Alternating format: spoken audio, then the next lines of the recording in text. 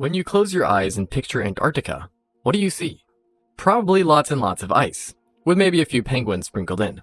And if you go past that and try to imagine even more of it, then what do you get?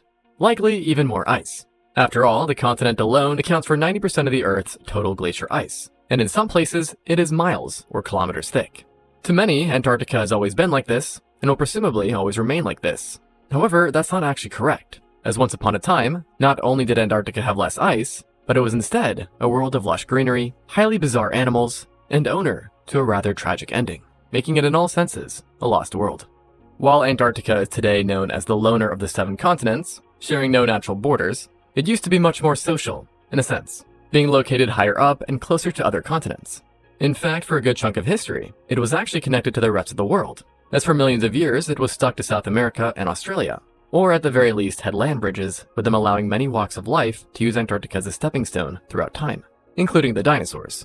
And we know this as researchers have found sauropod skulls in all 3 continents which are nearly identical to one another, implying dispersion across the 3. And along with passing through, a variety of dinosaurs and other animals decided to even settle down in Antarctica, as it was much warmer during the Mesozoic, thanks to a more northern latitude, and in general, warmer global temperatures, resulting in the continent having a mean air temperature of about 12 degrees Celsius or 53 degrees Fahrenheit during the Cretaceous, so warmer than many European countries of today, like Germany for example. Therefore, instead of only having a handful of resilient animals, like today, Antarctica had a plethora of dinosaurs, including theropods, ankylosaurs, hadrosaurs, and sauropods, while in the waters, sharks and marine reptiles could be found in mass. Additionally, thanks to the more negotiable weather and increased precipitation, the landscape was unrecognizable compared to now, being very green instead of white, and dominated by expansive rainforests, where conifers, ferns, angiosperms, and ginkgos made up the majority of flora. So in other words, there'd be absolutely no way of telling that you were even in Antarctica, and that's even with disregarding the dinosaurs. But as you probably can tell, dinosaurs, or at least the non-avian kind, are no longer found in Antarctica. And that's because, despite being situated on its own tectonic plate, and quarantining itself by drifting ever more towards the South Pole, Antarctica, like the rest of the Earth, still got its face absolutely rearranged, or so you could say, by the dinosaur-ending asteroid, which most likely sent a massive tsunami crashing into its coast and heated up air enough to cook anything caught in the open, and creating catastrophic forest fires. Then, even when things cooled down, it still remained a bad situation, because while eventually it wasn't on fire, it happened to keep cooling and cooling, thanks to the massive amount of dust, sulfur, and other nasty stuff that blocked out the sun, leading to much of the world, and Antarctica, freezing over. However, where people get it wrong is that Antarctica did not remain a frozen wasteland, and not only did it make a comeback, but it reached levels of life not even seen during the Mesozoic. Not to mention that in spite of the common idea that the Cenozoic, i.e. the current geological era, is cold, Antarctica also became possibly warmer than even before. Minus the fire part, that is. Which was all thanks to pretty much the exact opposite of an ice age, a super greenhouse. Following the end of the Cretaceous, temperatures would start to tick upwards, which was a result of abundance of carbon dioxide being released, but from where is not certain. Nevertheless, this caused major changes to the climate, and the Earth steadily became hotter and hotter, with both the Paleocene and Eocene epochs being much warmer than today. In fact, during a climatic event known as the Eocene thermal maximum, 1, Earth may have been at its hottest point for the last 100 million years, and in Antarctica, you could have seen some unbelievable average temperatures of around 25 degrees Celsius or 77 degrees Fahrenheit, which, just to put that into perspective, is like Kenya today. It also helped that even though it had moved south since the Mesozoic, the continent was still higher up than presently, hovering at around 60 degrees south. This allowed many plants to spread out and colonize the continent that today would not stand a chance. And if you ended up marooned there during most of the Paleogene, you might think you were on a tropical island, as palm trees, swamp cypress, and water lilies would be greeting you instead of icy plains and glaciers. Now, I wouldn't get your hopes up too high though, because if you started to explore this lost world, you'd soon realize that it still was not the easiest place to survive, just for all different reasons. Currently, the largest terrestrial animal and predator in Antarctica, year-round, is a flightless midge, so the size of a small ant, so nothing too worrisome. Yet during those times, it was something far larger and scarier, a dinosaur. No, I am not joking, but I am also not talking about the non-avian dinosaurs, but rather just about the closest thing to one since their demise, a terror bird, scientifically known as forest racids. Now you may be a bit confused, as these guys are notorious for ruling South America, not Antarctica. But that is where the land bridge I talked about comes into play, because it was still around after the Mesozoic, and the 2 continents may have stayed connected, at least periodically up until 40 million years ago. allowing terror birds to come on down and wreak havoc. Having large, powerful curved beaks that could rip and dismember prey, while also having very strong legs, which were equipped with giant sickle claws at the end, which allowed them to both pin prey down or poke them. It made these guys just a bit too close to dromaeosaurs, for my liking anyways. Furthermore, the one from Antarctica, while currently undescribed, was likely one of the worst kinds you could meet, as it highly resembled the Forus racos, an abnormally large and predatorial member that could be the same size as male ostriches, standing around 8 feet or 2.5 meters tall and weighing in excess of 130 kilos or 290 pounds. So, just about 3 wolves stacked together. Yet despite their size, they weren't 3 times slower than a wolf, because thanks to their leg construction, they were insanely fast, running at speeds over 31 miles or 50 kilometers per hour, allowing them to chase down a myriad of prey. And they were probably the undisputed terrestrial apex predators of Antarctica, patrolling the forested areas and any grasslands. But considering that the largest pure terrestrial animal is now a bug, it does raise the question of what the heck were the terror birds eating? Well, that land bridge with South America did not just bring down predators or birds, but also an army of mammals that we know about thanks to the La Meseta Formation, which represents present-day Seymour Island and dates from the Paleocene to the Oligocene. And given this long time span, not everything found there lived all at once. Yet, it still gives us a good general idea of what this lost world was like back when it was green. And because the connection was with South America, many of these mammals were the kind you associate with it, not Antarctica, like the Astrapotheria, a now extinct group of rhino-like mammals, which were herbivorous and among the continent's larger creatures. Though only 2 are currently confirmed to have lived in Antarctica, the Trigonostylops and the Antarctodon. Both of them had weird and large specialized teeth, but I assure you that these guys were vegetarians. They just had some weird dentition, and they also widely ranged in size, as while both were at least pangolin-sized. The Antarctodon has sometimes been estimated to reach over half a ton in certain species. However, this is more speculative. But a much more confident and equally weighted mammal was the Nautilolophos, who might be the largest confirmed land creature in Antarctica since the dinosaurs, with adults weighing up to 400 kilograms or 880 pounds. So about the size of a modern-day muskox. And they likely sustained their respectable statures on nutrient-rich flowering plants that were once abundant at the time. Now, these guys were not members of the Astrapotheria, but were instead the Topterns, an extinct order of ungulates that could in some cases be quite strange, as best demonstrated by the only other known Antarctic Leptoptern, the Victor Lemoynia. This was a far smaller mammal, but at the same time, a stranger one, as it had high nasal openings, suggesting a possible noodle-like proboscis, which likely operated like the one seen in tapirs, allowing it to grab vegetation that was otherwise unreachable. In recent times, its nasal openings have also been interpreted as a pair of prehensile lips, like those on a moose, or perhaps even a weirder nose similar to what's seen in saiga antelope that would have helped it filter dust, cool it down in the summers, and keep it warm in the winters, if need be. Now with all this said, while the Astrapotheria and Leptopterns likely made up the biggest mammals in Antarctica, they were by no means the only one, and many other kinds could be found, including an undescribed Xenarthran, Gondwanatheres, and even Myrtiolestidans, better known as the saber-toothed squirrels, thanks to their enlarged teeth, who were also possibly the continent's most dominant insectivore and one of the oldest residents, seeing that this group had been around during the KT extinction event and had managed to survive, likely thanks to their smaller bodies and diet. And then to finish it all off, you had yet another unexpected face, marsupials. When you think of a marsupial, you probably picture this, or even this. Basically, all Australian animals. And while they may have made a good home there, they actually first evolved in South America, and thus leading to their presence in Antarctica, where it is there that they actually moved on to Australia. Because like I mentioned, the 2 continents were connected as well, at least for a part of the Cenozoic. So far, 3 groups of marsupials are known to have made it down to Antarctica: the Dororhynchidae, Polydolopomorphia, and Microbitheria. Unfortunately, almost nothing is known about the first group, but we do know a bit more about the second one, and understand that they were quite diverse in appearance and could fill many niches. Meanwhile, the third group, Microbitheria, we actually know quite well, seeing that they are still living, albeit not in Antarctica, with the sole extant member being the Monito del Monte, meaning little monkey of the mountain in Spanish, and it can be found in Argentina and Chile.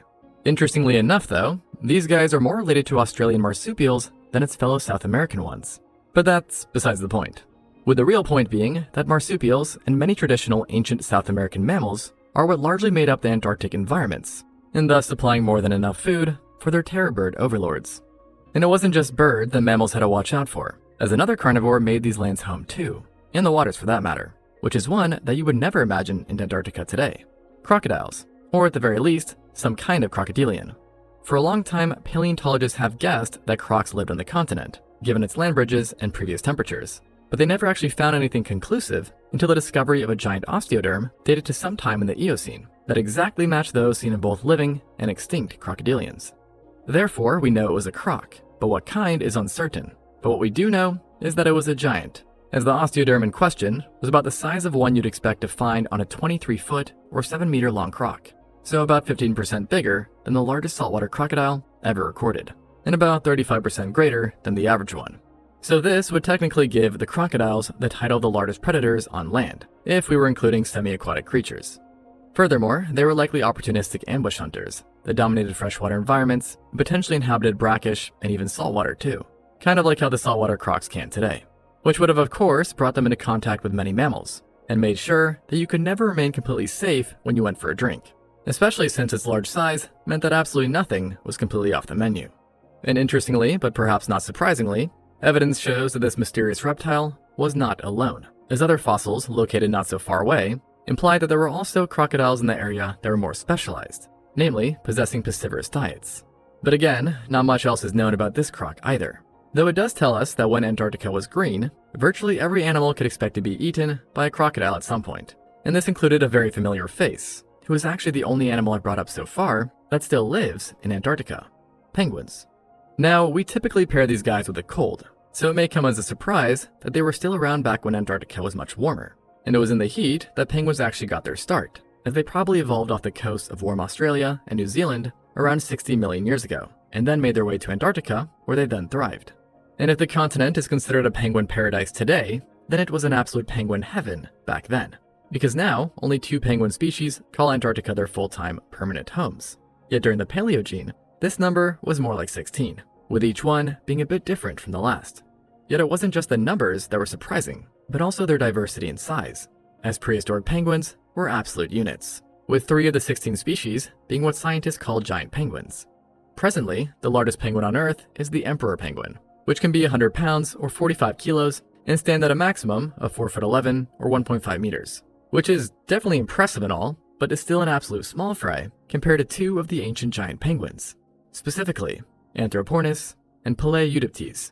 Both of these guys were titans, who at their biggest could have stood at around 6'9" or over 2 meters tall. In other words, taller than Michael Jordan.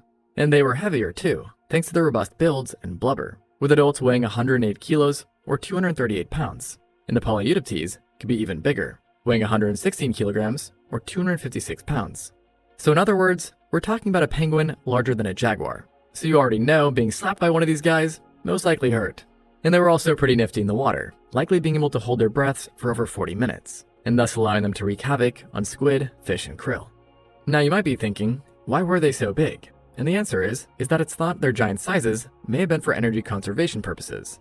But even with their size, it still wasn't enough to ward off crocs if they swam into one, nor did it likely stop the other nightmares that patrolled the coasts, and what were essentially the time's mosasaurs, cetaceans. Obviously, there are still whales in Antarctica today, who can definitely be a bit scary in their own right. But the Paleogene ones were somehow both scarier and even bigger too, with 2 genera being known of so far from the La Meseta Formation. The first one was almost certainly an apex predator, as it was an undescribed basilosaurid, who were typically large, serpent-like, and specialized to be predators in shallow waters, coming equipped with massive skulls and equally giant teeth that could easily penetrate skin, muscle, and bone. And based off of at least one located mandible, it's possible that this enigmatic basilosaurid might have measured up to 40 feet or 12 meters long, and most likely fed upon anything the right size that it came across, which might have included now giant extinct sea turtles that once reached up to 10 feet or 3 meters long, so bigger than any turtle we have around now.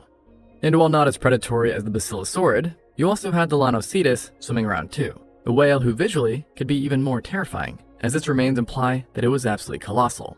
For now, we only have the bones of a juvenile, but here's the thing, this juvenile was freaking massive, being about the same size as the largest known adult orcas, so who knows how big the adults got. But just going off of what we know about modern day whales, it most likely rivaled humpbacks in size, depending on just how old the youngling was.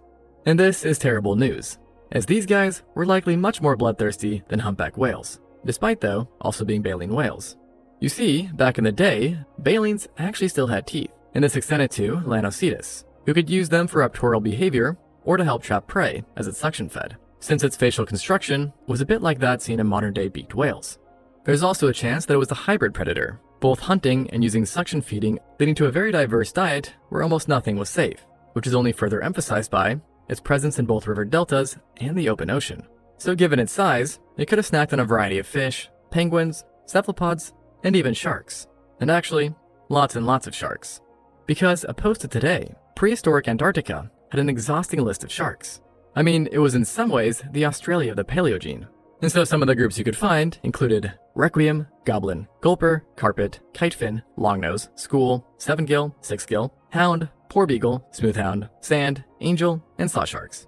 Yeah, I did tell you it was exhausting. And even this wasn't the full extent, as you had 3 more interesting residents too, such as an extinct species of basking shark, a mackerel shark that was possibly the ancestor of mako sharks, and then the most fascinating, or perhaps terrifying, of all, the megalodon. Well, actually, not 100% the megalodon, but basically, as these were actually 2 species that belonged to the same genus that the megalodon did, the Otodus, meaning ear-shaped tooth. Specifically, researchers know that Otodus sokolovi and Otodus arculatus prowled the coastal waters of Antarctica where they were apex predators, and presumably came into conflict with the coexisting giant whales, as these guys could be absolutely huge. The smaller of the 2 was the sokolovi, which had finer serrations than most Otodus and typically grew to be 6 meters or 20 feet long. So still pretty big, and about the size of the biggest great whites in the oceans today. Now the arculatus was far bigger, with the largest specimens measuring 9.5 meters or 31 feet. So not as long as its cousin the megalodon, but still large enough to ensure its place as a top predator. And based off what we know about the Otodus in general, we can assume that these 2 likely fed on fish, turtles, other sharks, and possibly even whales.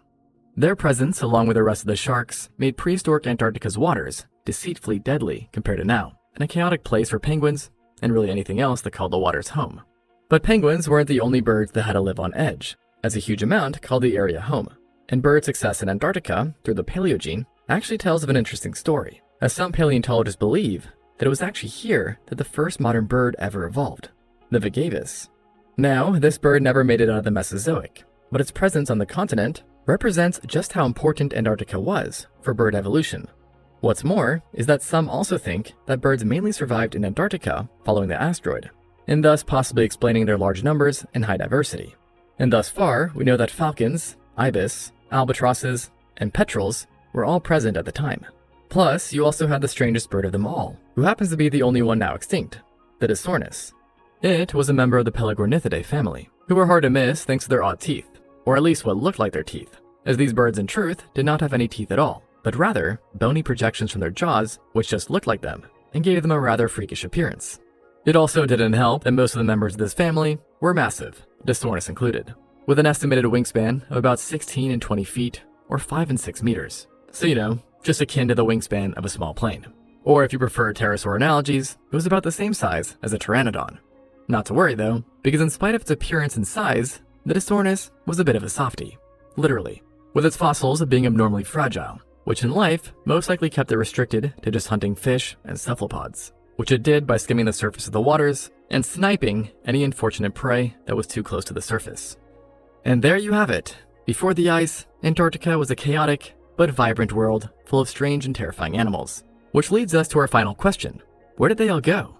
And sadly, the answer is not a pleasant one, as most of the continent's inhabitants met a fairly tragic ending, with this tropical party having come crashing down during the final days of the Eocene. And if you somehow found yourself in Antarctica at that point, you'd be guaranteed a pretty grisly ending, unless that is you were a very lucky penguin or bird. And it almost seemed as if Mother Nature had a vendetta against the continent, as everything that could go wrong did, and did so pretty much all at once. The exact timeline is blurry, but it may have started with the continent completely separating from the rest of the world, and thus creating the Drake Passage between it and South America, and the Tasmanian Passage with Australia. This isolation meant that any animals on the continent were now stuck, which is not necessarily a problem within itself, considering that Antarctica is quite big. Yet the issue is that as this problem arose, so did another, much more troublesome one. For over 200 million years, the Earth had been pretty warm, and at times very hot. And then, rather abruptly, this all started to change about 34 million years ago, when temperatures just started to plummet, which ironically is possibly thanks to Antarctica's isolation. because as the passages opened up between it and its previous neighbors, it led to the formation of the Antarctic Circumpolar Current, a major current of cold water that surrounds Antarctica even today, and blocks warm waters from reaching the coasts, while also absorbing carbon dioxide. This, in addition to its southward movements, resulted in the first ice sheets starting to form, and marking the onset of the late Cenozoic Ice Age, which, by the way, we are technically still living in. The bitter cold weather that would have accompanied these events ultimately eradicated most of the native life, with the changes being just too rapid for most to adapt, while the ice itself caused habitat loss on an unprecedented scale. Although it wasn't the end of the story yet, as the continent still had areas without ice sheets where the last survivors could have sought solace. But the relief, like many things, was only temporary, as over the next 7 million years or so, the continent slowly succumbed to the ever-expanding ice, until it was virtually covered. And of course, to add salt into the wound, the effects of the cold only worsened as these ice sheets grew, since they reflect massive amounts of heat from the sun. And as you can probably figure out, the continent has remained in this perpetual icy state, mostly unchanged. And while we do have the La Meseta Formation, there is no telling what could be hidden beneath all the ice in the rest of the continent. Although honestly, to find that out would probably require a lot of pain that I at least would rather avoid. Thanks for watching, and until next time on Extinct Zoo.